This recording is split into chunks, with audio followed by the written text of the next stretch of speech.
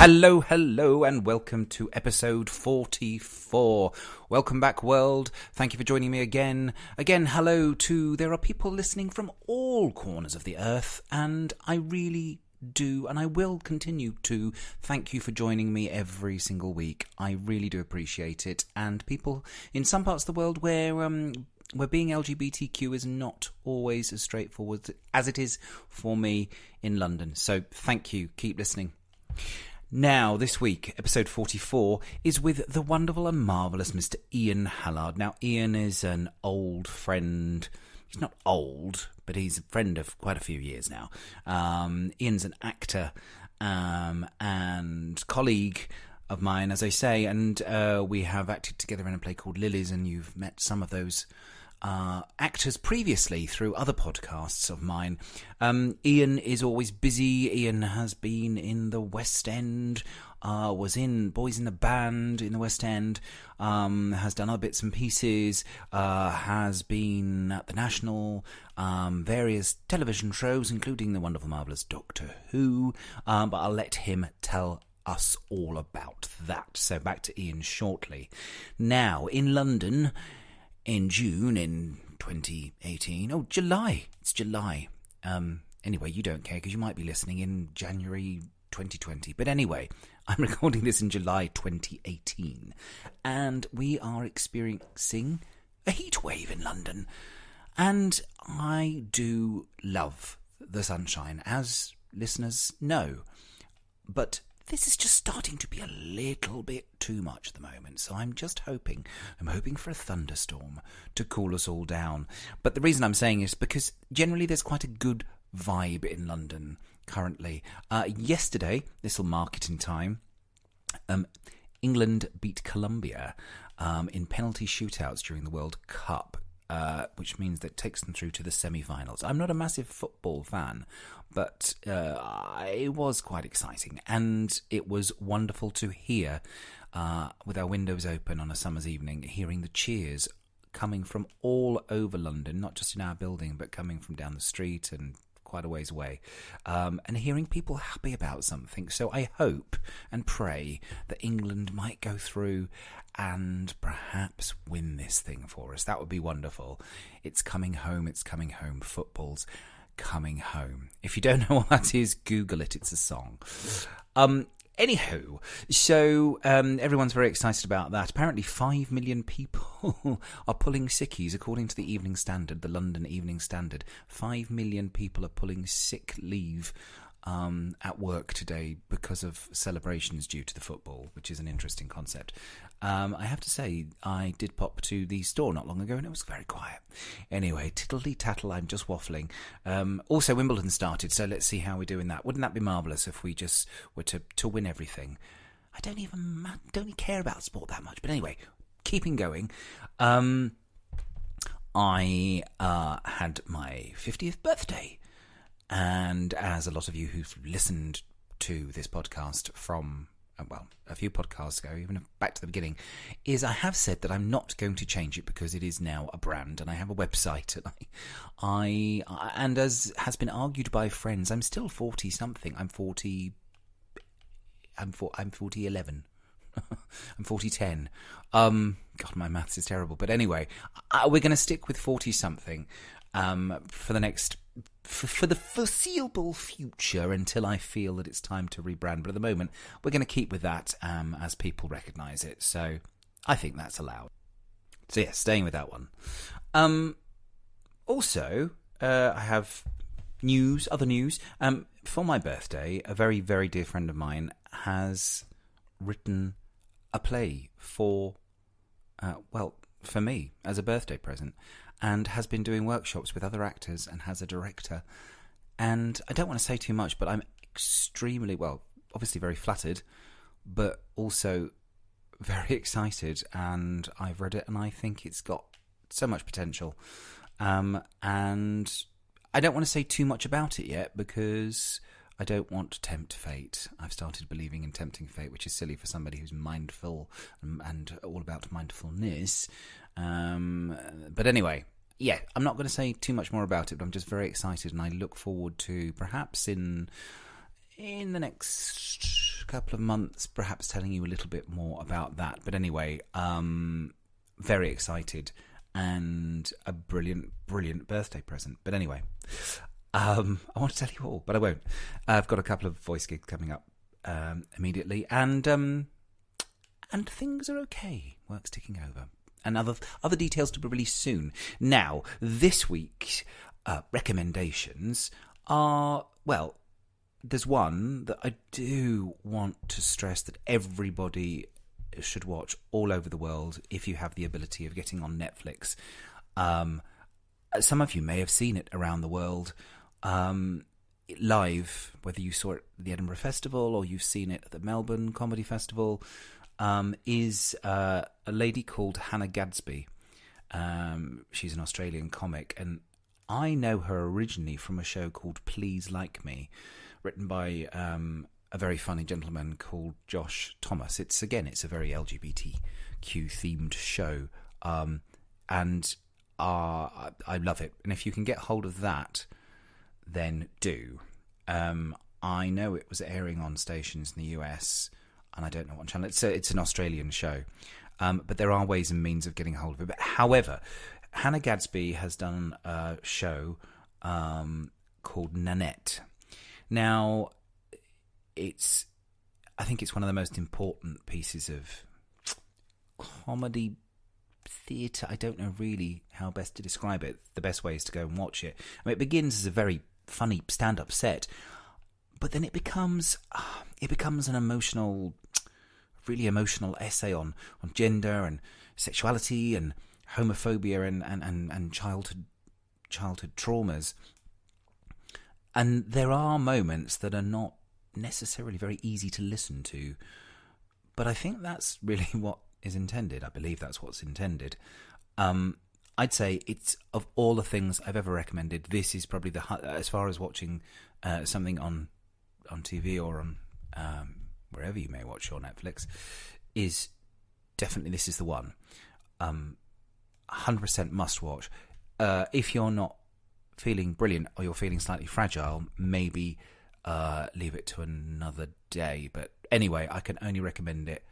I think it's genius, and everybody needs to hear this in this the way the world is currently. Anyway, that's Hannah Gadsby. But then also, I did mention in the last podcast, and I said I would if I did like it, is the Carters album, Everything Is Love. Now, my love for the album is growing.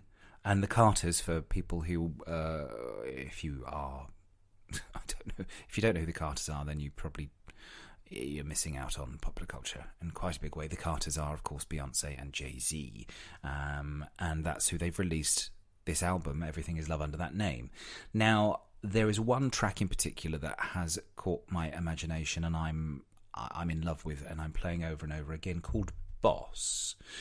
Now, Boss is kind of, I suppose, it's Beyonce back in control of the situation after they both released albums on their own, quite personal albums, sort of talking about the turmoils of their relationship, and I think there was a lot of anger, certainly from Beyonce's part, and Jay-Z was quite humbled, I think. He was being humble, I suppose you'd say. Anyway, blah blah. That's those albums. But this one is kind of about the coming out of those turmoils, carrying on because and after the turmoil, and how they feel about it. And interestingly, it does seem like Beyonce is very, very much in control of the whole situation now, is all I'll say. Especially on this track I'm talking about in particular, called Boss. Anyway, I love it. And I'll probably give you more on that album if the rest grows on me. As I do like quite a lot of it, but I didn't want to give it a full review yet until I was in love with it. Anyhow, it is time to jump in with the wonderful and marvellous Mr Ian Hallard. Okay. We started. Hello, Ian. Hello, Matt. Thank you for being a lovely person and inviting me into your house to have a little chat this afternoon. It's a pleasure. I'm looking forward to it. And we do have company. We have a couple of lovely dogs with us, so if they do join in, that's good. We're very happy to have them as guests. They're quite too. quiet generally. This one might start squeaking his cuddly pheasant. Cuddly pheasant. Which isn't a euphemism. What a lovely cuddly pheasant. Hello. So, first of all, we should explain how we came to know each other in the first place. Well, we were married between the years 1983 and... No, we weren't. It was tough. I was a child bride. Yeah. We met doing a wonderful play called Lilies, which was produced by Greenwich Theatre, and that was 2012. I can always remember what year that always sticks in my mind for some reason. Olympics. Yes. That I don't think that's the reason. That was not the reason. Because it's a sporting... Yeah, I know. As wonderful as the Olympics were, and wasn't that a happy time for this country and this city compared to where we are now? Yes. Anyway, we won't get depressing already. Not yet. Too soon. Not yet. In 2012, which we then we started off in Dublin. I was trying to think, did we only do a week in Dublin? Is that what it was? We did a week in Dublin, and did we do a week in London, in Greenwich? Yes, and the whole thing wasn't actually... It was probably slightly less than a week, wasn't it? Maybe it was. And then it felt like such a... Well, because it was a big deal, but the actual number of performances we did was probably comparatively... We did Brighton as well, didn't we? Oh, there you go. Because we suddenly had to truncate the whole thing into a much smaller space. And we were practically sitting on the audience's laps at that point. I'd forgotten Brighton. Yes. Yeah. But no, it was a very happy time, a very happy coming. And I always think, when I think back to it as well, I think three of the funniest things that kind of have happened to me on stage I associate with that production. And I know actors telling funny stories about things that have happened on stage are second only to hearing about people's dreams in terms of overall tediousness, because they're the epitome of, oh, you had to be there moments, aren't you? And because whenever you tell stories like that, people are but the crowd bites, the crowd stone-faced. Some people will enjoy well, it. So I must admit, I personally think they're funny. So I'll skim over and I'll do them in reverse order. There was the one, if you remember, that final production run we did, producers run, which, for anyone who's not au fait with the term, basically when you get to the end of a rehearsal process, you usually get whoever's put the money in up for a show turns up to watch the show. So obviously it's slightly nerve-wracking. And for some reason we moved from where we'd been rehearsing the rest of the time into a new rehearsal space, which had very slippy wooden floors. And as part of the show, there was also a big tin bathtub which was filled up with water from the start, wasn't it? I don't think it got filled up during the show. And one of the boys in the show got naked and got into the bath. And I was playing this fabulous character called Lydiane de Rosier, who I was basically basing on all the sort of super bitches from 80s American primetime soaps. Oh yes, and she was a marvellous creation. Who had an awful lot of... who was a complete bitch, but also a lot of dignity and whatever. Yeah. And we were all barefoot. And because we were in this new space, we were doing the producer's run, I'd done my big final sort of scene where I was dumped by my toy boy and trying to leave with the maximum amount of dignity. And there ended up being water all over the floor, and I slipped on the water and went flat on my arse. And you could hear the kind of gasp shot because everyone's going, oh, God, is he all right? And I got up, and I was absolutely fine, completely relaxed, and continued my exit, and went down again. Went down straight away again and fell over again. And you hit the deck hard. I really did. And you could kind of tell everyone kind of going, oh, God, we should obviously, because in that situation you're supposed to just carry on whatever happens, but they were clearly going, has he injured himself? Yeah. And I was absolutely fine. But that was... Slightly bruised, perhaps. Yes, yeah. My dignity more than anything else. Yes. Oh, but then the other two were actually on stage in front of an audience, and it was you giving your very moving death scene, playing the matriarch of the show, the Countess, who was suffering from dementia, and basically had asked her son to kill her, to commit euthanasia. And there was a big sort of dramatic scene where David, playing your son, had to bury you in the earth and kind of smother you to death. Right. And in the silence in your dying moments, every obviously muscle straining and tension, and then finally the moment of death, and you let out your final gasp. and also let out a fart. A rip-roaring. As well, which everybody in the auditorium heard, and of course, and obviously anatomically very correct, because I understand in that moment the bowels go and everything. But this was purposeful. One of the perils of that show is it was one of those where the director has the genius idea of having the entire cast on stage the entire time, watching all the scenes you're not in, and then the moments you just come into the drama you step. So we were all sitting there, and of course having to not laugh. But I know you've had John Sears on the show, and he won't forgive me for bringing this up. But I think this is one of the funniest things that's ever happened to me on stage, and I hope I haven't over-egged it and built it up too much now.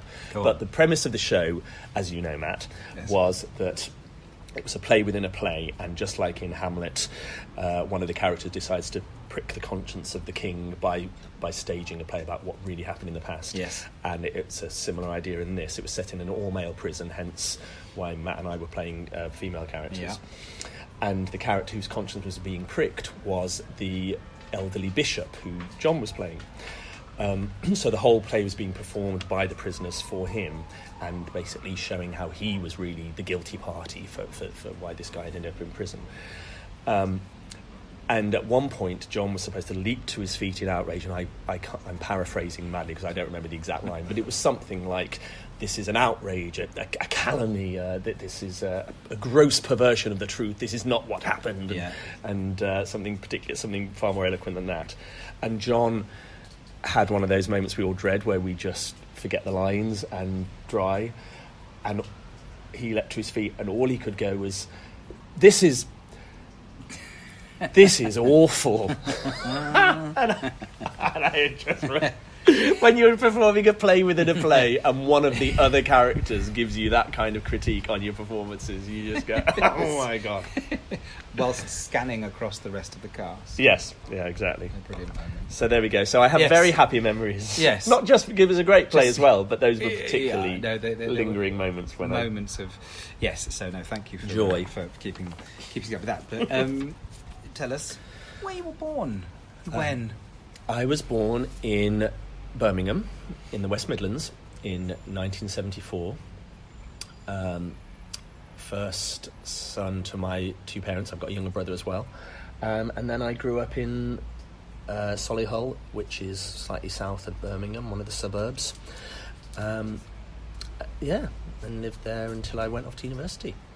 And how was schooling for you? Did you enjoy school, basically? Yes and no. Up to point, I loved primary school, and I cried when I left primary school. I think really? I was a very well-behaved little boy, something of a swot, I think. Wow. And I don't. Mum has kept our old school reports, and I think possibly my earliest school report I would have been in reception or year one or whatever they call it. It was, which is when you're about 5 or something like that. Yeah. And then the comment from my teacher was, it was something like, Mrs. Jennings was worried that Ian just wanted to work all day, but he's now starting to learn that playtimes can be fun too. Oh my goodness. A sad little picture of that little boy. Didn't want to. No, I'm staying in. Exactly, that's right. I'm going to clear up the bookcases. Yes, I don't want to be running around with all the boisterous little boy. I loved school. I enjoyed certainly primary school, and the first 3 years of junior school. I enjoyed very much, and then halfway through my last year, my teacher left, and we inherited this awful teacher called Mrs. Alford. Mrs. Alford. Who was as awful as she was Alford, and I hated her because she was that combination of, she was strict but she wasn't fair. And she shouted a lot. She had a foul temper, and she was lazy, and she couldn't be asked teaching us. We spent like half a year. There was a big trip to London which we went to during that year, and and after that, her constant refrain was, "Oh, get out your London board games," because we had to kind of make up a board game, and that was it. She didn't bother. She was supposed to be teaching us English and history and all kind of things. One of those. Yeah, and I hated that. And I don't know if this happens to you, but occasionally I have a dream about her where I'm the age I am now, Yeah. and she is now. She's still alive, I know that. Yeah. And we're in a situation where I finally tell her exactly what I think of her in a totally dramatic way. I do that. Do you do that? And she's still dressed in the Yeah. She's still. Well, she looks as she did then, although I know she is as she is now. Do you have dreams like that where you kind of right past wrongs? Yeah, not revenge dreams, but I suppose yes. Where I don't kill her or anything. I just tell her what I thought. It's just expressing. Yeah. I mean, it's quite... No, you're right. I have had. It must be quite therapeutic in a way. It must happen to everybody. No, now you're saying I can think of not with a teacher, but with somebody from school who wronged me. Yeah. Who was not a bully, but was my competition. Was my competition as kind of resident homosexual of the year. Okay. And that was an official title, presumably. Yeah. I had the badge. Yeah. Got it in Cubs, along with sewing. But no, we were both aware of the other one being, and that no, we weren't out. No, of course. But anyway, yeah. Long story short, I still have dreams where where I wrong them, I right the wrongs. Yeah. So anyway, I think perhaps as well, because injustices are even more keenly felt when you're a kid, aren't they? I think that sort of stuff stays with you. Shh, Bunsen. Is that enough? Yeah, it's just being pestered by the puppy. Yeah. Although I did, when I was staying in Maidenhead over Christmas, I was working there. It wasn't by choice, and I think just by proximity and due to the fact that I knew it was Theresa May's constituency, I had about 3 dreams whilst I was there where a similar thing happened there, and I gave her a piece of my mind about about stuff. And then not long after that, I dreamt. God, what was I saying earlier about the only thing being more tedious than actors' funny dreams? Now I'm telling you my dreams. God, no. You can edit all this out. They're good so far. I had a dream. Oh, wait for it. It goes downhill now. I had a dream where I was at a house party and Thatcher was there. Oh. And someone had introduced me and said, "Oh, Ian's such a big fan of yours." And I was like, "I'm not." And then I started sort of haranguing her. And we'd only just seen a repeat of the Helen Mirren Elizabeth I TV series. Yeah. And there's the scene right at the end where Lester charges into her into her chambers, and she's not ready. She's sitting there without her makeup on and without a wig. Yeah. And we just watched that. I'm sure this is obviously what this was referred to, because I got so irate with Thatcher in this dream. I reached forward and pulled her wig off, and she was kind of bald underneath, like just a la Elizabeth I. Yeah. So there we go. That's a little bit of analysis for you there. Anyone who has a history of prime ministers. Exactly. Well, yeah. But I don't know. I hope this isn't something. It's specifically female. Well, it's Tory specifically leaders. Say it's a party rather than a than a sex, isn't it? I hope so. I'm starting to get worried. I have one about David Cameron tonight. Yes. Yeah, not in that out. way. No. Yeah, yes. Edit that out. Definitely edit that out. There was a time when I remember having a conversation with somebody about that he could be attractive in the right light. Anyway, that's another story. Gosh. Yes, I don't. Although now. Nick Clegg. We see that used to. There you go. You see. Right. Lots of dreams ahead. Plenty of nights of. I never have. We're putting it out to all the listeners as well. And if you don't know who these people are because they're somewhere else in the world, do investigate, because you'll be shocked about what we're talking about when you look at Nick Clegg. Anyway, so going back to school, not something that I'd want to do. So you left primary, shall we say, primary school. Yeah. You went into middle school, and so you were quite academically minded and happy with, and continued to be quite studious and. Yeah, no, I was. Yeah, I went to an all boys school after that. Right. And it was a private school, but I got a scholarship. I wouldn't have been able to afford to go anyway. So I was, other than that. So yeah, which in retrospect, I wasn't happy there, just because I think if you're a gay, people's eyes sort of light up. You go, "Oh, you were in an all boys school," and go, honestly, nothing happened. Although, or if it did, I was blissfully unaware of it. Party too. Actually, I think there were occasional incidents, but there was this one lad in a year below me, who must have been about 14 or 15, who made a pass at this other kid.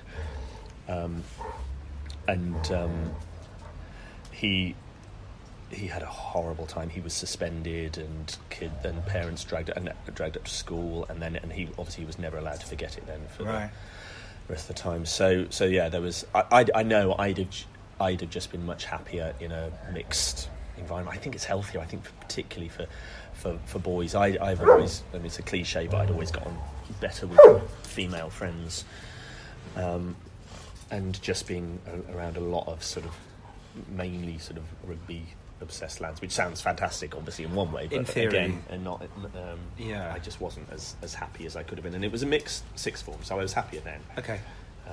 But also all the kind of things that schools do now, and I look back at it now, I've somehow ended up being on a mailing list for former pupils, and they've got this amazing drama studio now, and incredibly, I think only a year or so ago, they've now got an LGBT society at my old school. Amazing. And the headmaster is giving speeches about it, which is just amazing and wonderful. And I think back to one of our awful old Latin teachers, Mr Ditchfield. He's dead now. He is dead. Giving us a lesson going on about what an abomination homosexuality was, and how his main objection was Bunsen, shush.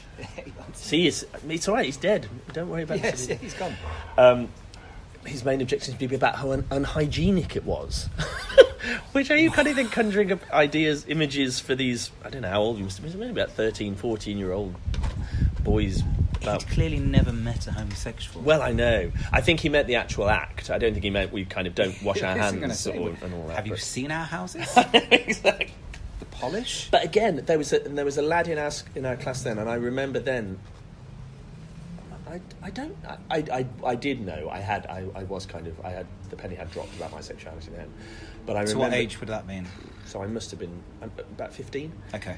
And I remember this lad who I don't think was gay, but he actually challenging him on it and kind of saying, I don't think that's right, so I don't agree with you. And I remember then, and I know other lads in my class as well, kind of, they wouldn't have said it at the time, but I thought, God, that's brave, given what the environment was like at the school, and kind of to challenge a teacher like that. I thought good on you. From there you went to university?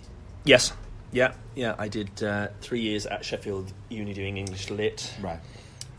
Because I kind of the assumption had always been that I'd go somewhere because I was good academically.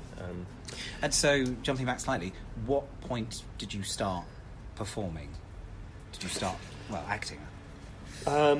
First thing I ever did that I remember was at primary school, at infant school. I remember I was the sorcerer in the Sorcerer's Apprentice. Okay. And I always got the lead roles in school plays and stuff like that. I remember, much to my chagrin, at the Nativity, because I really wanted to be one of the three wise men because they had the best costumes. And I was narrator 1. So because obviously they wanted someone to do the speaking, but I wasn't impressed by that. And then compared to obviously school now, this fabulous drama studio, we didn't have anything like that. And I used to go to Saturday drama clubs, and I'm still in touch actually with one of my drama teachers, Mrs Payne, and I used to love that. But there wasn't much of that at school. I mean, compared to kids now, Stagecoach and all the things they can do it all the time. And I wish I'd have started dancing and stuff when I was a kid, but I never did anything like that. But then finally at the in the sixth form, then we did musicals as well. So we did Fiddler on the Roof and My Fair Lady. I was the tailor, Mottle Cams Oil, in Fiddler on the Roof, and I loved it. I lived for that production. I mean, because obviously in that way, when you're at school, you rehearse it for about 5 months. And I was just obsessed with it. And my mum, funny enough, they videoed it, and my mum just recently had it transferred to DVD, so I just watched it the other day. But it's funny because he's got one song, Miracle of Miracles. Yes. Wonder of Wonder. Which is supposed to be this, obviously, burst of joy, the fact that he's been allowed to marry his sweetheart. So, but it's his solo number that he sings to Title, his new his betrothed, and you watch that performance and as far as I'm concerned, there isn't another fucker on that stage. I fling this poor girl around from once, and I don't think I look at her once. It's all about making eye contact with the audience, and I'm just like, this is my solo, this is my moment, and I'm not looking at you. Sorry, not sharing the time. I have done the show myself. I was the evil Russian policeman. Oh yes, yeah. I was that. The constable. How's your Russian accent? At the time, it was terrible. I have since played a Russian, and apparently I was speaking French, right, with a Russian accent. So apparently that worked well. Okay. Last year, but yes, at that point, no, not so good. Where did you do Fiddler? Fiddler at the Wimbledon Theatre. Ah, cool. Yeah, in I want to say 96 or 97. Okay, cool. Yeah, it's a great show. I love it. I think it's brilliant. So yes, I do know the song. Yeah. So what was the point where you thought, okay, this might be a thing I can actually do as a career, as a life? Only after university, actually. Okay. I'd always loved it, but I'd always just thought, it'll just be something I do as a hobby. It'll be an amateur thing. Yeah. And in a complete sort of reversal of the way these things are supposed to be, after 3 years at university, where I'd done very little work, they'd made the mistake of telling us on my very first lecture that lectures were optional. So I never went to another one. Right, yeah. And I spent all my time doing stuff with the university theatre group. So I ended up joining the committee, and I was vice chair of the committee, and I directed, I stage managed, I acted, I did a whole load, did front of house, so a whole load of stuff then. And that summer, when I finished, no, it must have been before then. I must have been coming to the end of my degree, having a conversation with mum and dad about what I do next, and then my dad saying to me, "Well, I've spent my whole life doing this job that I hate. Don't do that. Give it a go, and I think you should go for it. Apply to drama school and see what happens.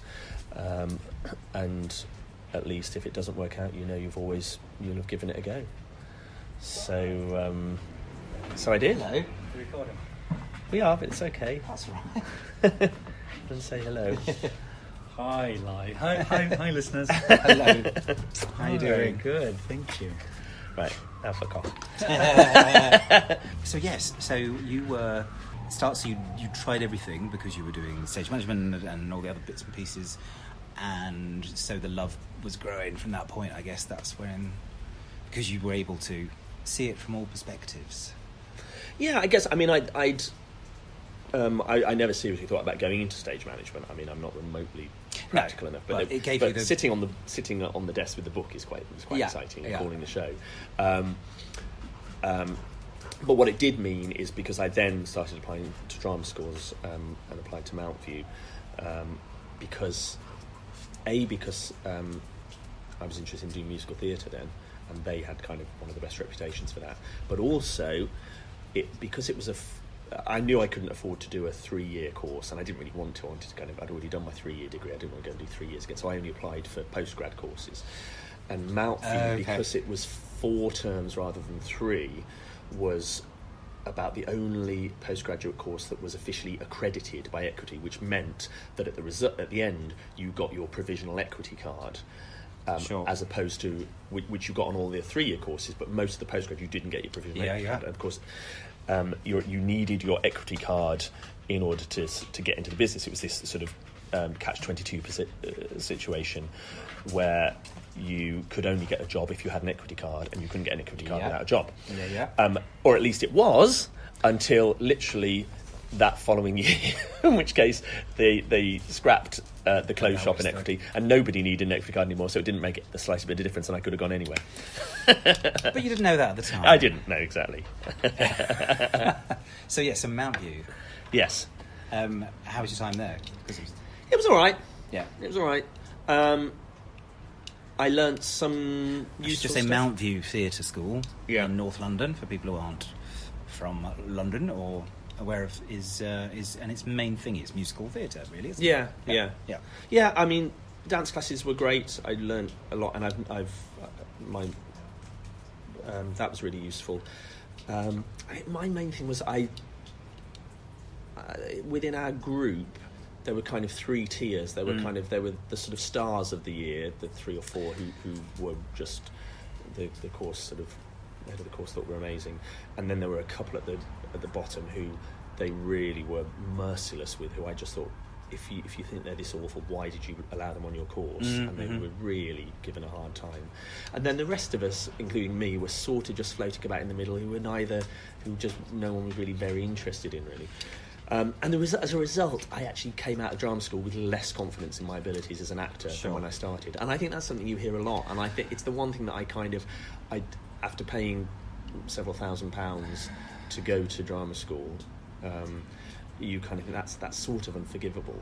You kind of, I think, because so much of this business and having a career, it's a fraction of that is talent, and then a huge amount of it is confidence and luck and being in the right place. Absolutely. And the one thing drama schools should do is, if they think you were good enough and they saw some kernel of talent to have you there in the first place, as opposed to just wanting to take your money, is that they should equip you to go out there and have the confidence to go in and audition. We used to do these audition classes once a week where you'd go in and sing a song, and I think the whole approach to it was just psychologically back to front. Yeah. Because it was all about the building up this big audition class as something to be scared about, and maybe the reason was, okay, well, you're going to be nervous in real life, so we're kind of replicating that, and it's seeing whether you can still perform your song at that point. But all it just meant was you ended up dreading that session a week. Yeah. And whereas what it should have been would be an opportunity to kind of go, okay, this is my chance to perform. I mean, I think that's the attitude that I look at now with auditions, and which I think is a far healthier way of doing it. Of course we get nervous, of course, especially if it's a job you really want, but if you try and look at it in a positive way, is, okay, this is an opportunity to perform in front of a group of people, which is supposedly what you enjoy doing as an actor. Yeah. And I think if the kind of the psychological approach had been a bit more like that, it would have just been much healthier. So it was all right. I think, as you say, I think that's a common thing, and you hear that story over and over again, that people come out of drama schools, and I mean, definitely for me, it was the same thing. It felt as though, and I was playing, because I am a character actor, I was playing old men.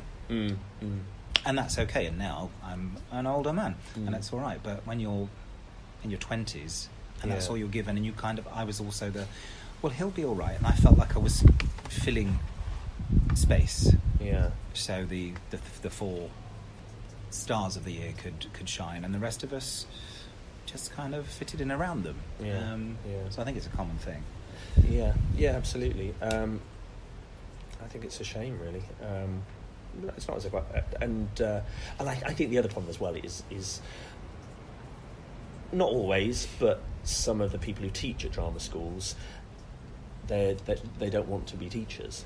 They want to be they're actors themselves, and they want to be out there acting, and the danger that you then end up with this group of kind of fresh-faced, enthusiastic, ideally talented young people, the temptation to kind of slightly take out your sort of bitterness at the fact that your career isn't where you wanted to be on these sort of young things is very tempting, which I think that happens as well. It definitely does happen.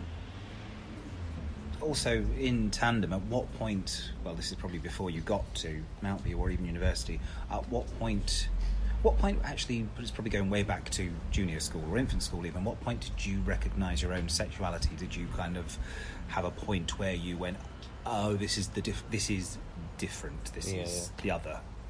What age would you have been? Well, I know exactly how old I was, actually, and I was comparatively late. I was talking about this to Mark, my partner, the other day. I was 15 when the penny dropped, and I don't really know why, but I think it just hadn't really occurred to me before then. Yeah. I think because I've kept a diary. I write a diary, and I've kept a diary since I was 11 years old. So I've got over 30 volumes of the fuckers now sitting up in the loft. So I can categorically go back and see exactly how I was feeling at one point. And I know in my sort of 1988 diary, when I was 13, the little section at the beginning about what your aspirations or what aims, I wanted to marry Kylie, which obviously at the time, I was thought that was a perfectly entirely heterosexual ambition, but maybe reading between the lines, that's wonderful. A more astute observer might have seen it slightly differently. But I was but it wasn't because I don't think I ever thought I fancied her, and I certainly didn't kind of fantasize about her or anything like that. No.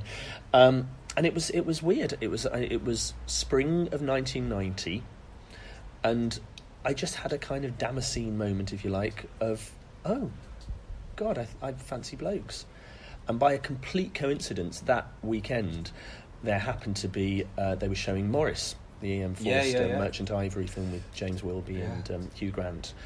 And I looked at the Birmingham Evening Mail and was seeing what was on, and saw that this was a gay-themed film. I was like, okay, right, well, and I'm gay men our age, pre-internet and anything like that. Yeah. The idea now of kind of that sort of which would just be unheard of and kind of inconceivable to younger LGBT people realising their sexuality, of kind of not being able to just go onto the internet and do some research and look for things. It was a no surreptitious YouTube video thing to guide you through how to do it all. And you kind of you were starved of anything like that, and so you just looked. And I'd scour the TV page to see if a TV play or a film or a documentary or anything like that had some kind of hint that there'd be something gay in it, and I would either try and watch it secretly by smuggling the portable TV into my bedroom with the volume turned up literally to the lowest, the first amount that you can actually hear something, and my finger poised over the off button in case someone came in. And Morris was the first one of those, and by coincidence, my mum and dad were out with friends that night, but I wanted to video it anyway, just to kind of to sort of keep it and then watch it at my leisure. And they came in from their night out, and it was still on, and I remember my mum saying, "Oh, what are you videoing then?" Switched the telly on, and Morris is not a particularly racy film, but there is one bedroom scene where James Wilby and Rupert Graves are naked, and of course, the point where Mum turns the film on, there's either Rupert Graves or James Wilby, or possibly both of them sitting there with their cocks out. So I got very flustered, embarrassed, and came out with a whole load. Oh, we're doing Ian Forster at school at the moment. I thought I'd video this, and presumably was completely transparent about it. So it was weird, really, and I mean, God, looking back, the Kylie thing above anything else, the fact that, I mean, I say to my mum now, because she was, when she found out, she was surprised, but God, at the age of 3, she'd knitted me a pair of yellow woolen plaits so that I could be Agatha from Abba, and I was dancing around the living room to take a chance on me. I cried at the end of Abba the movie because I didn't want it to finish. Yes. And I look at videos of myself now. There's it was a cine film back then, which has been transferred to video and now to DVD. Yeah. And there's my younger brother in the back garden with his cowboy Stetson and holster, kind of swaggering up and down. I mean, we must be 6 and 8. I must be 8. He's 6. He's swaggering up and down the garden path doing that. And there's me with my reversible Cinderella doll. Rags on the one side. Rags on the one side. You turn a skirt upside down, and it's the ball gown. Me sort of skipping up and down the garden path with Cinderella. And you can go. Any neutral observer, God, the signs were all there. I said to him, my godmother, if you, you really should have known. but now looking back, does she kind of say, yeah? Oh yes, exactly. Yeah. That's wonderful. I had a Cindy doll. And an Action Man, and they often would go on dates. And I don't think I'd have been. I wasn't brave enough to ask for a Cindy doll. I remember going around to our next door neighbours, the 2 girls who lived next door, and playing with their Cindys. I think I inherited mine, right, by just kind of being handed by an older female friend of the family who was passing toys on. Right. But yeah, I did enjoy. Anyway, we've gone right back to so then you're at Mount View, and did you ever go out and experience the scene and the world of gay in London or did that nowhere clubbing near as much as I could and should have done. It's a bit of a regret, really, because I'd been at university and I'd kind of gradually come out at uni over the 3 years to a close circle of friends. To by the point I was in my end of my second year, and whole of my third year, everyone I knew, not everyone I knew was gay. Everyone knew I was gay. That's a line from another thing altogether. I've heard that one before. And I remember going to the student union's monthly gay disco night, which was called Liberation. In I think it was the end of my first year, and at that point I'd only come out to a couple of close friends there. And I went along stupidly on my own. I got there. This is a sign of how naive I was. Arrived at like 8 o'clock. Got into the kind of the bar, and there was literally, I think there were 2 lesbians there, and I was just there on my own, panicked, and went and locked myself in the loo for 45 minutes, and then left and went home again. And then finally, my final year, I went along to the it was probably, I think it was predated the whole LGBT acronym then, so I think it was the gay sock or whatever it was called then. Yeah. And had a couple of pleasant sort of flings there, and had my sort of first boyfriend, if you like, whilst I was there. But there was one little gay pub in Sheffield, and that was the limits of the gay scene there. Oh, really? So I didn't do anything there. And then in between, and actually we're jumping about again in time, but my year, after my year at university, because I couldn't afford to go to drama school straight away, I actually moved back home to live with my parents for a year, and I just kind of hibernated for a year, just earned money in order to be able to pay for the fees. Sure. And I didn't kind of do anything gay-wise then, and I think, and then when I started at Mount View, because it was an intensive course, it was only a year. I just kind of didn't have time, and there was always a new song or a new bunch of harmonies or a dance routine or lines or a monologue to learn. So I didn't really. I do remember, I think the first time I went to GAY at the old fabulous old Astoria, which isn't even there anymore. There. I remember walking in, and they were playing clips of Neighbours and Dallas, and they were playing Kylie and Abba, and having spent all my life growing up, all these things being something that I felt embarrassed about, that I kind of didn't really tell people that I liked or did, because not even because I thought it would mark me as gay, just because I knew there was something a bit embarrassing about it. Suddenly walking into that space and just kind of go, all the things that I loved and had loved since I was like 3 years old being celebrated on that big screen. I remember thinking, I've come home. So that kind of sense of belonging as well. But I didn't make as much of it as really I could and should have, because I think that sort of well-behaved little boy who felt that he should have all his homework done on time and learn all his lines, that was still me. I didn't really ever rebel. I'm sort of more, I'm bolshier now as I've got older, I think, and more confident than I've ever been in my life. But I think that's partly mum and dad. I think they were brilliant parents. I love my parents dearly, but they really impressed on us about being well behaved and being sort of not upsetting people and being good. And I think that kind of did have a big influence on me. So I didn't want to rebel or upset people or anything, which is clearly why I'm having all these dreams now, where all this pent up aggression for years of is getting out. Show. Brilliant. No, that's interesting. But the fact that, say, I mean, you're saying that you weren't going out and you didn't have the time. And then you kind of went into career, I suppose, kind of takes over. Yeah, well, I guess. Yeah, I mean, it's not. I wasn't living like a nun. No. But the sort of the flings that I had at drama school tended to be with other students. Sure. And maybe one of the tutors. Because everyone was aware of the time constraints. Yes, exactly. Yeah. So I haven't got time to get into the centre of London. It has to be someone living in Wood Green. Wood Green. And of course, pre-Grinder and all that. And there wasn't. the internet was just starting, but I wasn't using. I went on one date with a guy that I met through the personals at the back of QX or Boys magazine. All right. Which was kind of all right, but nothing happened. We literally just had yes, personal ads. Yeah, I responded to kind of one of those.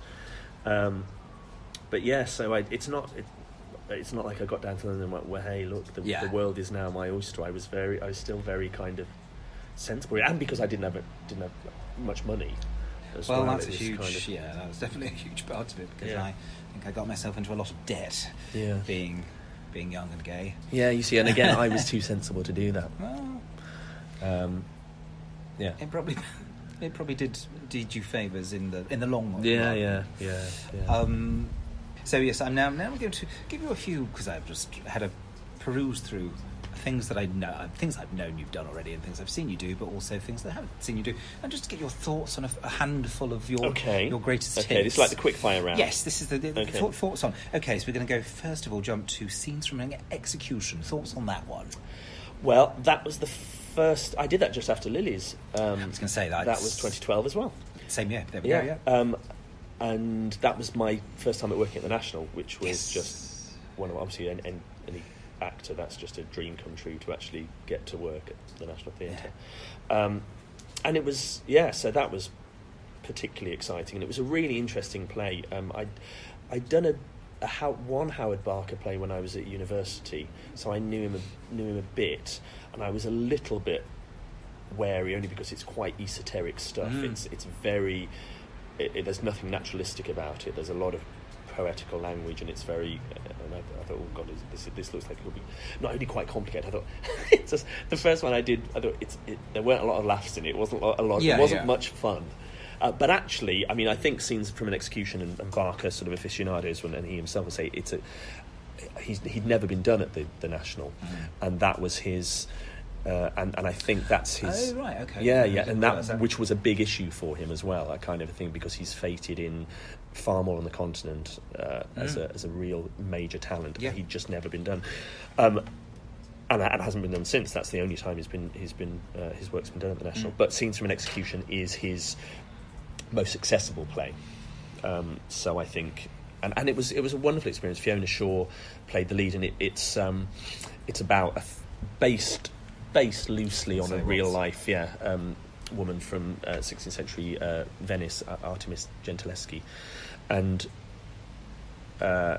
it's really interesting because it's kind of, I'm going to make it sound very dry now, but it is funny, but it's a really interesting debate, because she gets commissioned to depict one of Venice's great sea battles by the Doge, and he expects her to do this wonderful sort of painting which glorifies Venice, and she paints war in all its horror and gore and everything, and initially society are all outraged by it, but then they kind of sort of come to love it, and then from her being sort of this rebel outside this society, she kind of gets drawn into it.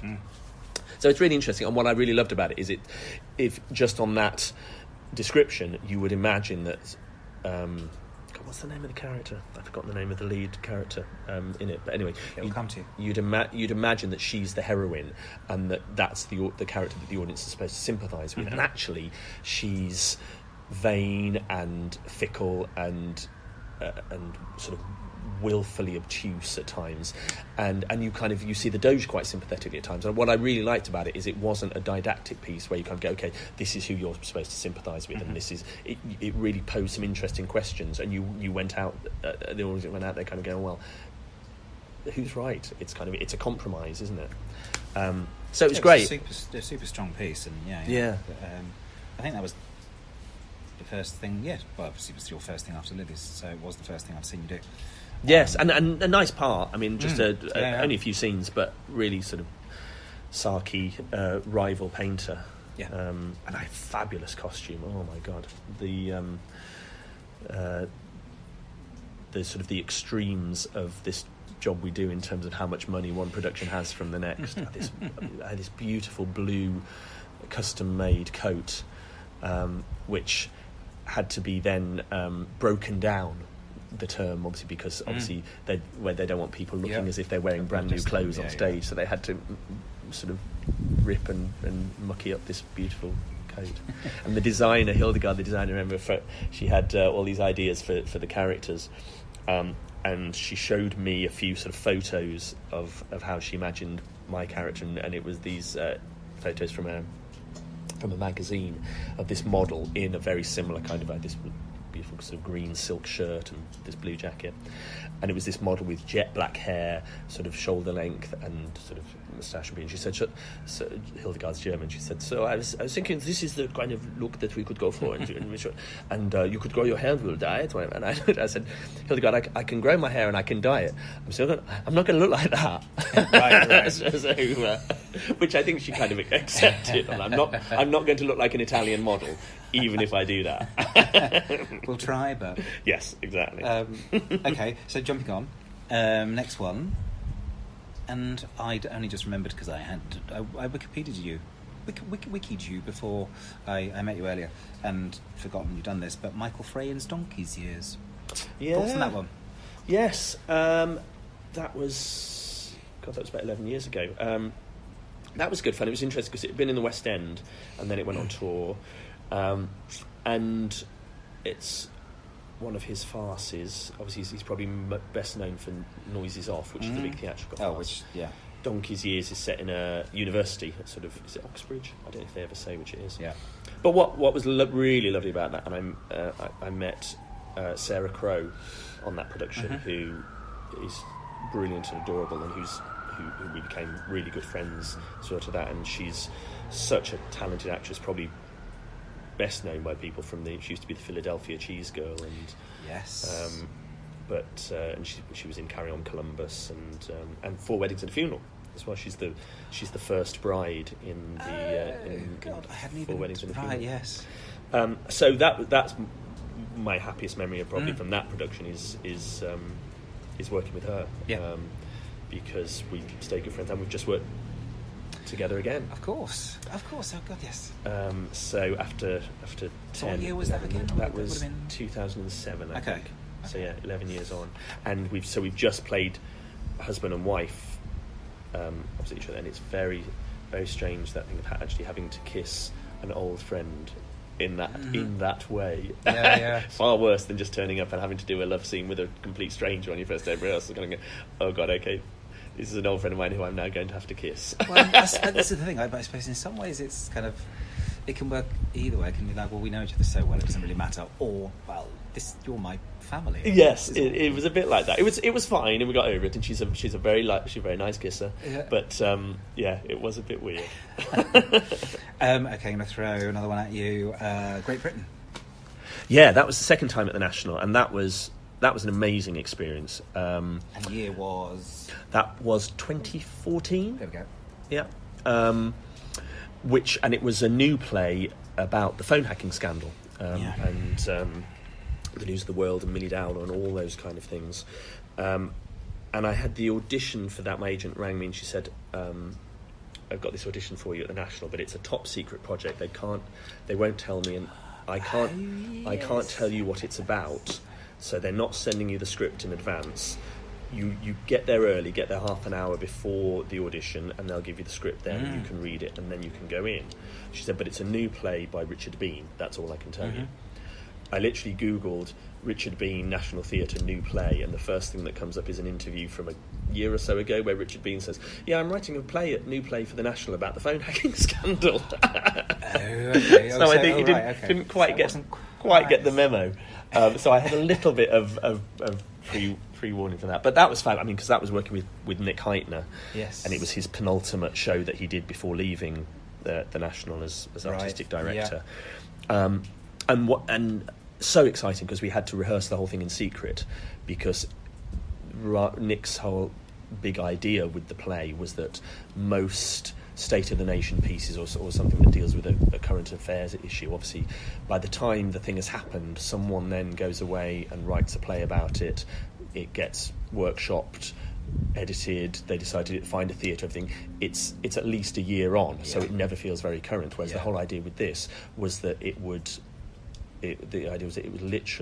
open well, they'd announce it, and the tickets would go on sale the day after the verdict for the phone hacking trials came in, which is what happened. So, but it meant that we had to rehearse the whole thing in secret, because Rupert Murdoch's lawyers were so on top of anything that they thought they could use to convince the judge to rule that there was a mistrial, anything that they thought was prejudicial against Rebecca Brooks and the rest of them. Right, yeah. So there was a real fear that if they knew that we were rehearsing a play, that the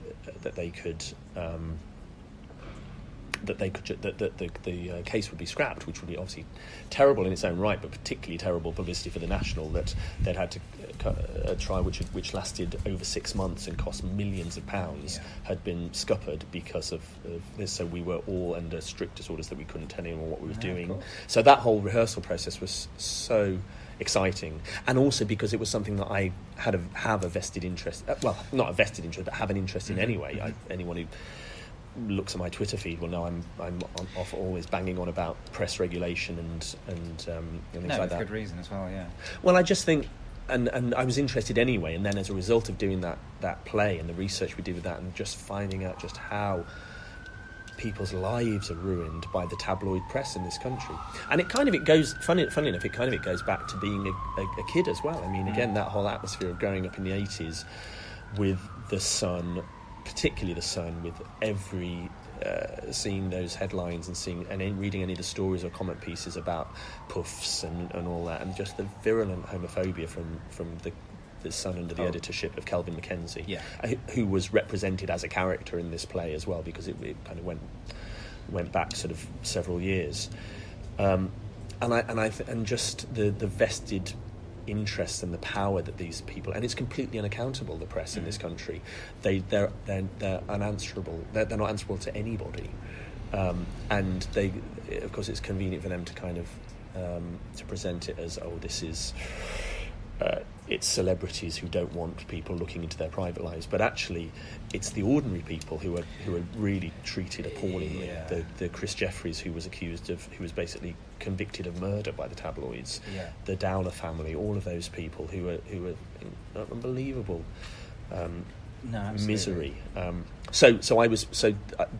day, because we'd finished rehearsing the play, we were ready to go, and because the court case lasted a couple of weeks longer than what was expected, we were sort of sent home and just told to kind of wait until the court case was over. And I remember I was walking the dog up on Highbury Fields when my friend Barbara, who was in the show with me, rang me. She said, "Have you heard? The verdict's in. They've let her off." So all our hearts sank. And then we went and did the play. But how wonderful to be involved. I mean, to care, something that you're already, say, you invested in personally because you cared about the real people. Yeah. They'll actually be able to go and do that and tell that story. And because not a lot of, I mean, this is the thing, people don't often realise, and I think all the people I've talked to be able to do a project where it actually matters to your heart doesn't happen very often. So I think that's wonderful. Sorry, I'm jumping through loads because there's so much, which was very prolific, Dave. Let's just jump to your most recent thing, because obviously you were in the Noel Coward with Sarah Crowe. Yes. And that was a collection of pieces. Yeah. Tonight at 8:30. It's called, which is slightly confusing because obviously when they were performed by Noel Coward in the 30s, they were on at 8:30, and ours never were. So when I first told people about it, I said, "Look, I'm in this play called Tonight at 8:30, but don't turn up tonight. It's not on tonight. We're still in rehearsal. It's not on tonight. It's not on at 8:30 either." But yeah, he basically wrote a series of short plays, one-act plays. I don't know them. Yeah, no. Well, I didn't. No, I didn't either. Oh no, I tell a lie. I'd seen one of them. We Were Dancing. I'd seen at the Old Red Lion a couple of years ago, which had been done with a couple of other short Noel Coward plays, but none of the ones from this collection. So he wrote 10 originally, and normally only 9 if they're revived at all. Actually, sometimes they just do 3 or 6, but I think it was the first time that all 9 of them had been performed in London since the 30s, since Coward and Gertrude Lawrence had done them themselves. So it was crazy though, because we had to do 9 plays in a 5-week rehearsal period. So it felt at times, I mean, it was amazing, and but there were times where it felt like this feels more like a sponsored event than a job. It feels like we should be going around with sponsorship forms and say, will you sponsor me to try and do 9 plays in 5 weeks? And there's horns blowing at the end of the first Yes, day. Yeah. exactly. Yeah. And then because at weekends we performed all 9 plays on Saturdays and Sundays. Wow. At 11:30, 3:30 and 7:30. My goodness. Yeah, epic. Yeah, epic. But it was nice because because some of them have got songs in as well. I got to do a bit of singing and dancing, which I've not really, because you can kind of get pigeonholed, and people think if you do musical theatre you can't act. Yeah. I've not really done much of it since, so it was nice to kind of do a bit of singing. Yes. So Michael, Boys in the Band. Yeah. And, which you were nominated for Best Actor alongside all sorts of wonderful people: Kenneth Branagh, J.B. Parker, Ralph Fiennes, Ray Fiennes. Yeah. I know, ridiculous, isn't it? I No, had for the exciting. What's on Stage, it was the What's on Stage Awards, and I had a phone call because I was down in Barnstaple. We'd finished doing Boys in the Band. We did it in London and then the Park Theatre, and did a little tour, and then we were going on and doing a short run in the West End, and it was in between the two that Christmas. I was down in Barnstaple rehearsing for Panto, and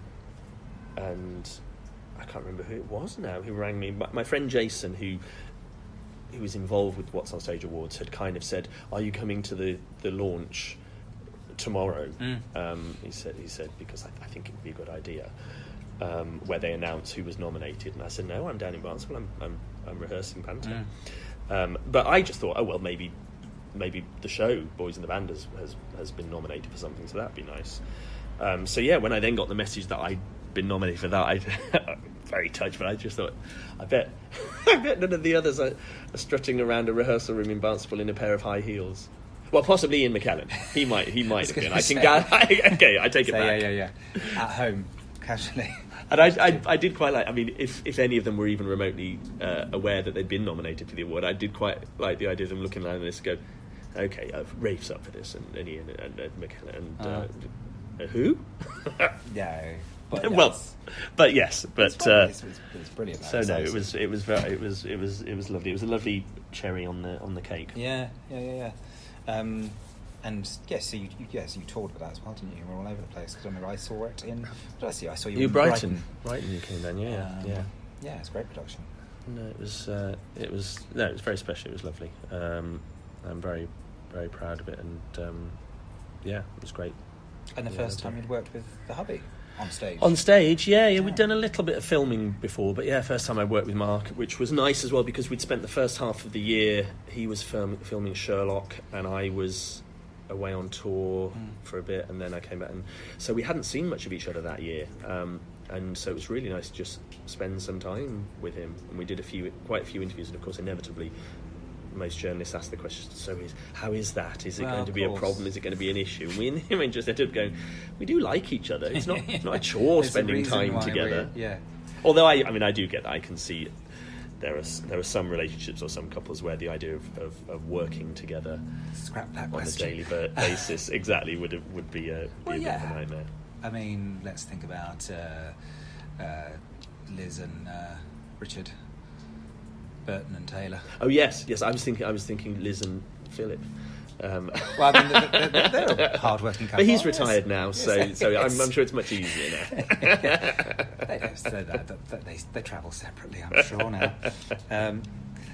Well, anyway, we won't go yes, about it. But expanding on whether they have separate beds, that's another podcast altogether. Okay. Let's talk about moving on. So let's talk about dames. Something else we have in common. There's nothing we played like dames. Who approached you? How would you first? What was your first step into dameship? Well, Damehood? I've always loved Panto. It was the first thing that I was taken to see as a kid. Well, it will have been my first theatrical experience, because I don't come from a remotely theatrical family. My mum and dad, the idea of getting up and speaking in front of a group of people horrifies them more than anything else. So the whole idea, and my brother plays the drums in a band, but you go and see him. He loves playing drums, but he has no desire to actually perform because he keeps his head down and he just plays the drums. So we didn't really go to the theatre, but Mum would always take us to at least one panto a year at the Birmingham Hippodrome or the Alex, and often the amateur panto as well. So we'd usually see at least 2 pantos each Christmas. And I'd always loved it, and I'd auditioned for a few things over the years and not really ended up getting them or doing them, although and then I had several years where I was kind of, the dates didn't quite work, because if you do a job in the autumn, often it just went into like the second week of December, and you go, okay, well now I'm not available anymore. So I played comic, which to anyone not au fait with terms is your kind of Buttons, idle Jack, wishy-washy type character. So I'd done that once, and then I played villain at Above the Stag, which is the LGBT theatre here in London. And I got on really well with an actor called Matt Baldwin who did Dame there, and I said to him, do you fancy teaming up as Ugly Sisters? Because Cinderella had always been my obviously going back to the Ragdoll, Cinderella had always been my favourite panto, and at the back of my mind I always thought it'd be great fun to do Ugly Sisters. And I hadn't actually thought about doing Dame, because I think doing that for the first time it's a big deal, and there's a lot resting on you, because obviously everyone wants to see the Dame in the show.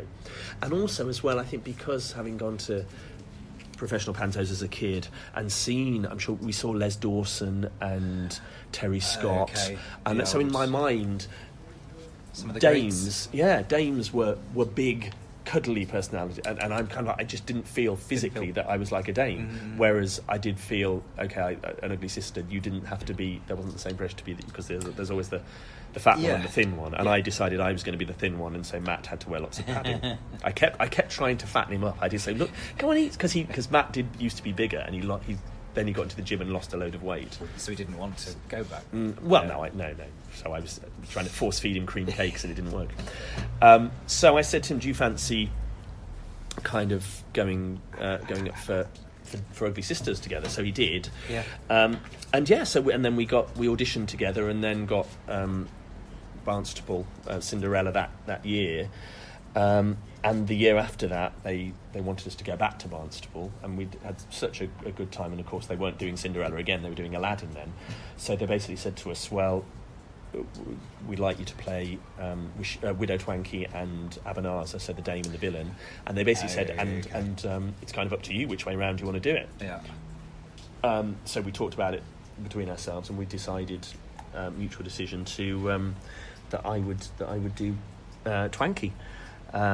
And I really enjoyed it. I mean, it's I think panto is so important. I think there's a lot of snobbery about. We talked about this before. There can be a lot of snobbery about, oh, you're doing panto, are you, and all that. But I think for so many kids, it's like it was for me, their first experience of theatre. Absolutely. And for a lot of kids, it's their only experience of theatre, because the school parties come, and if either their parents can't or don't want to or aren't interested in taking them to theatre, that's all they see. So that's your one opportunity to get them interested in live theatre and live performance. Absolutely.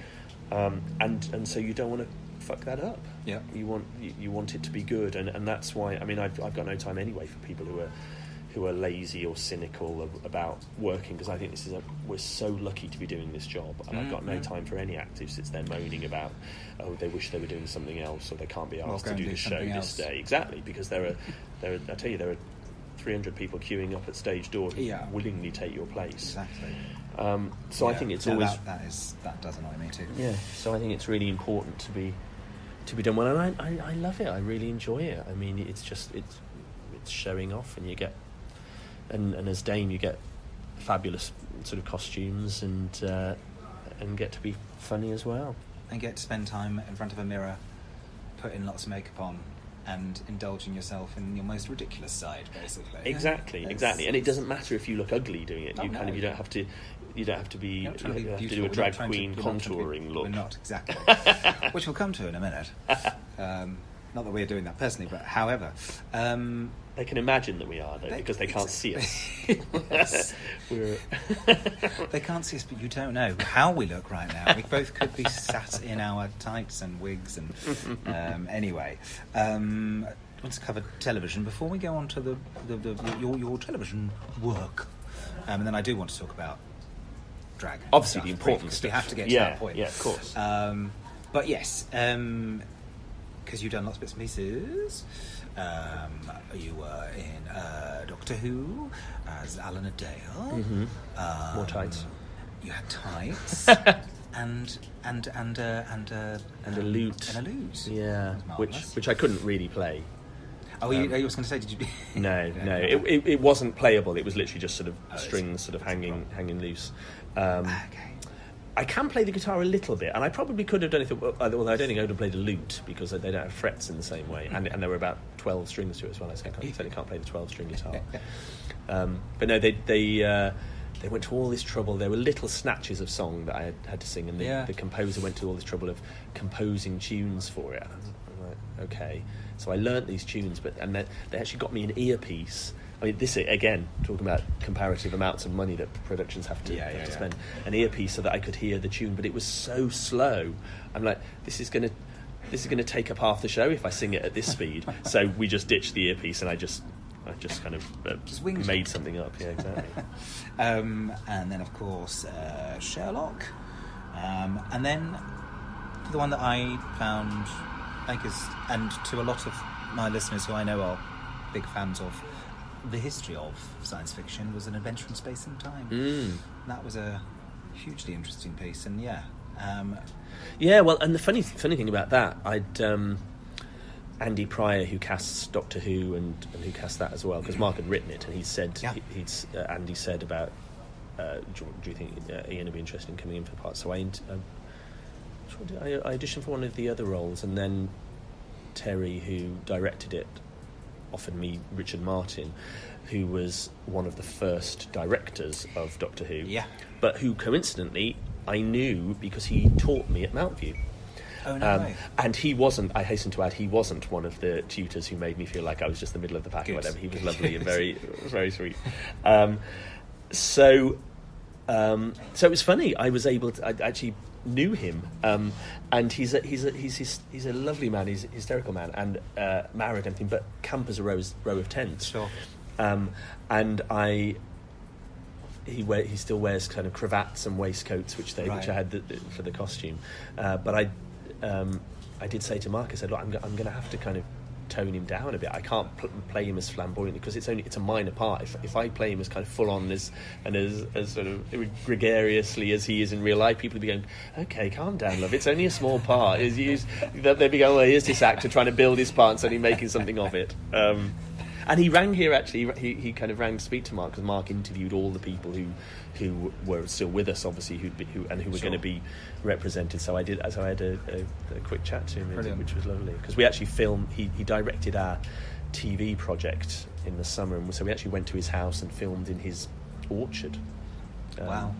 All those years ago. Wow! Summer of. It's funny that comes around, and that it is a small industry, and because people kind of always joke about it, but it is actually that somebody you taught. Been up playing however many years later is quite a treat, really, especially if you like them. Yes, exactly. And you're sympathetic. Yeah, if it'd been Mrs. Alford. Mrs. Awful. Mrs. Awful. I love her. Also co-written with Mark and on how many things? Poirot was the main thing, wasn't it? Yeah. I mean, I'm not. People have sort of said, because you write, obviously. I do write. Yes. Layers and bits and pieces. And a few people have asked me in the past, have you ever thought about writing anything? And I've it's a kind of occurred to me, because I did write, obviously I did English, and I used to like creative writing at school and everything, but I guess I just think I don't know what I feel strongly enough to actually sort of sit down and write. Do you know what I mean? And I think, like anything in this business, because a few people in the past have said to me as well, I think you'd be a good director and all that. And I always just think, well, this is such an overcrowded business. There are so many people out there desperate to be doing these jobs. If I don't feel the same burning passion to direct or write that I do to act, I kind of think, well, there are lots of people who do, so why would I be doing it? I don't know. But yeah, I mean the writing thing. I'm more of an editor than a writer. I think, and Okay. I've always read Mark's stuff that he writes, so I'm giving him my thoughts. So to a greater or lesser degree, I kind of his unofficial script editor. Okay. And with the Poirots that we worked on, because I've always loved Agatha Christie as well, and we were both big fans of them. I got even more involved then, and by the time we got to the third one, Mark was particularly busy with, funnily enough, writing An Adventure in Space and Time and the episode of Sherlock that he was doing. Right. So he had 3 90-minute scripts on the go all at once that all had to be delivered at about the same time. Sure. So it made sense for me to actually, and also the Poirot episode we did, because it was one of the last ones to be adapted. It was one of the hardest ones to adapt, because obviously they'd gone through all the classics, and by the time they had got to the end of the series, it was only the dregs of Dame Agatha's work with The Best Will in the World. Yeah. So there was a lot more work to do to try and adapt this book. So I ended up writing a lot more of that. So it was much that final, which was why it was credited as co-written, because I wrote a lot of that with Mark. Yeah, because necessity, really. Yes, yeah, exactly. Now, RuPaul. Right. And we did talk about it briefly before we started recording. But my big question to you is, how on earth did you manage to get the selfie? To persuade the biggest dame of all, and I don't mean Michelle Visage. Yes. To get in the selfie. How did you explain that? You were at the Emmys, for goodness sake. That was exciting. Yeah. Well, funny enough, because RuPaul's Drag Race obviously has been... Is it 10 years old now? Yeah. Is it something? 10? Well, yes, because 10. 10 and there is one season a year. One season a year. And various gay friends had said to me and Mark over the years, "Oh, you must watch this, you'd love it." And, God, would it have been about 3 summers ago? I was in Provence for the summer working on an opera over there, and we finally thought, okay, we'll give this a go, and we watched the first episode of maybe season 2 or season 3. Okay. And at the time we were obsessed with America's Next Top Model, and we watched this and we just went, it's just America's Next Top Model, because it was the first episode where they used to do the photo shoot, and so we kind of went, oh well, we're already watching that, we won't do that. So we didn't carry on watching anymore, because we assumed that every week was just drag queens doing a photo shoot. So we dropped it, and then of course people carried on, "Oh, you must watch it, it's amazing." And then 2.5 years ago, I was away on tour doing Cat on a Hot Tin Roof.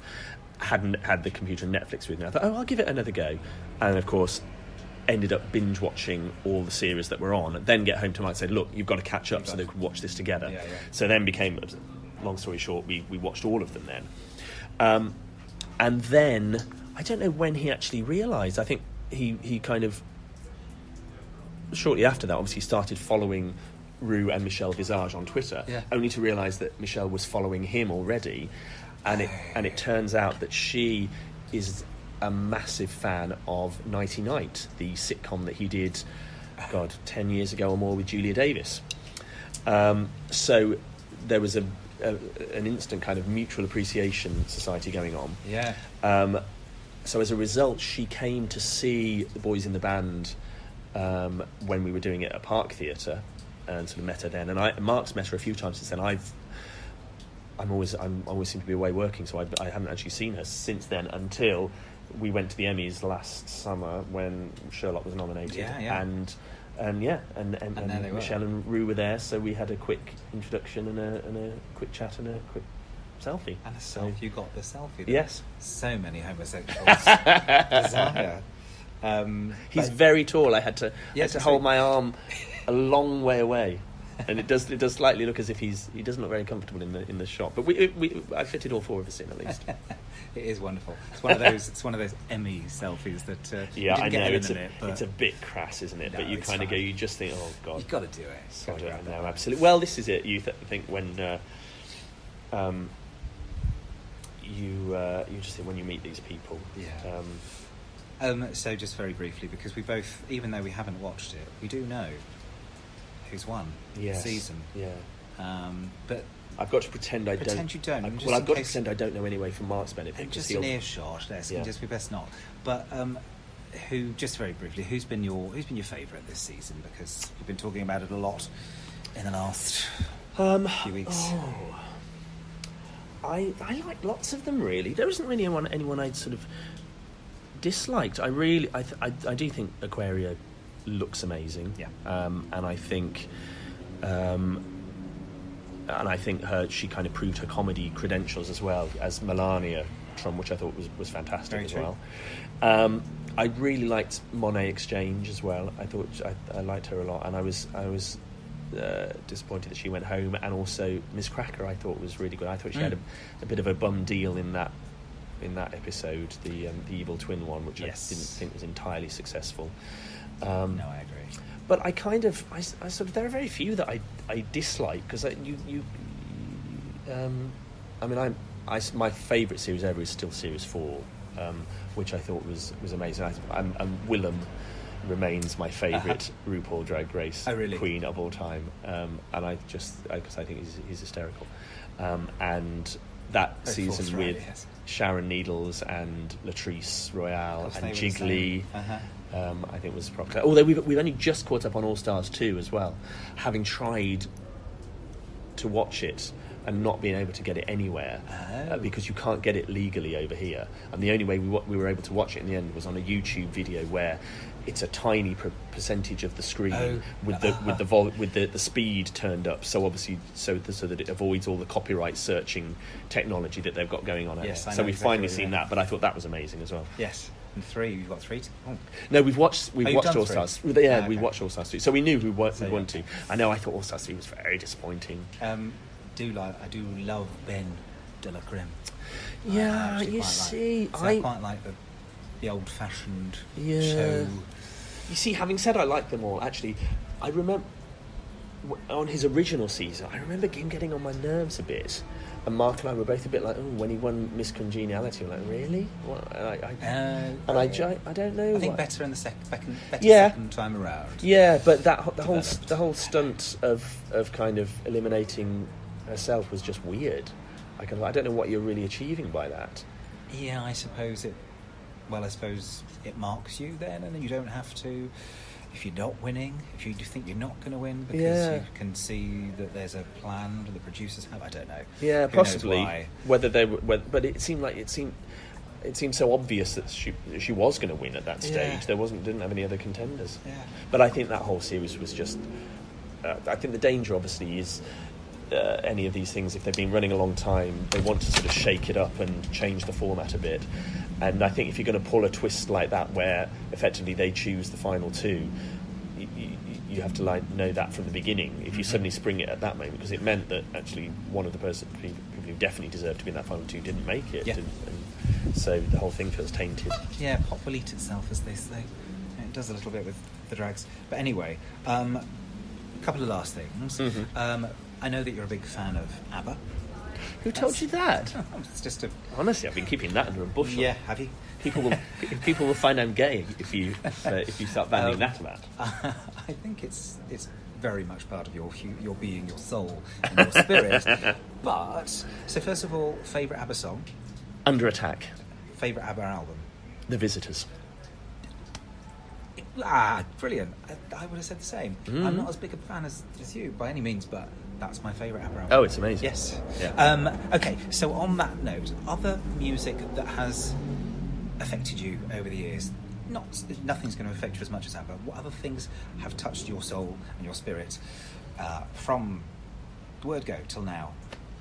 Well, I'm a walking cliche. I really am. I mean, my favourite music is Abba, followed by Kylie. I mean, I really, literally couldn't be more of a gay cliche. Apart from the fact that I've never really seen the appeal of Madonna. I know. But I guess in that way, I'm Team Kylie as opposed to Team Madonna. I don't know. There was just. It can be both. Yeah. Oh, I know. But if I had, if I had to choose, because I just never really seen Madonna. Point to Madonna. No.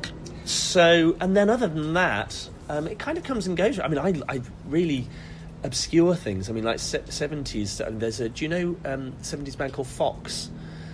Oh yeah. Which there's a couple of their sort of songs.